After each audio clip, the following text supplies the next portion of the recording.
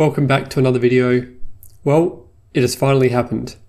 Microsoft have changed the default font in the Office suite of apps.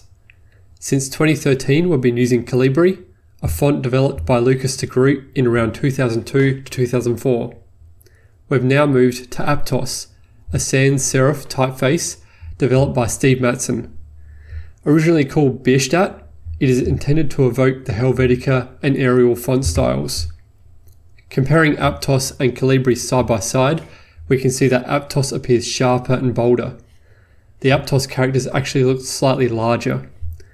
One interesting observation, the underline thickness for Aptos doesn't increase as quickly, whereas the Calibri underline is thicker at almost every font increase. Unsure how that will impact documents moving forward.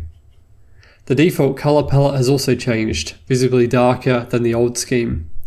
Replacing the grey font is a good move, but now we have 3 blue and 2 greens. Purple is a good addition, but it would be nice to have a full rainbow of colours, maybe a red and a yellow, even a magenta.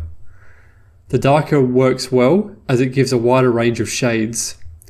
The first row of shades in the old palette was arguably too pale to be useful. For those hating the new template, it's easy to revert back. Microsoft has articles and resources to support the new font and theme.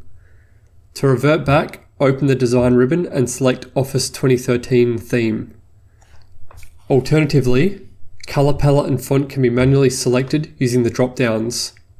And to set it as default for all new documents, click the Set as Default button.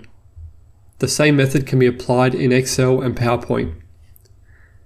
One thing that can't easily be fixed are the inbuilt styles. Font sizes and paragraph spacings have noticeably changed. For example, heading 1 has gone from 16 point to 20 point. Personally, I like the larger headings, but for those wanting the true 2013 experience, just use one of your old save files as a template. If you find any more changes to the 2023-2024 document style, leave them in the comments. Thanks for watching. Catch you next time.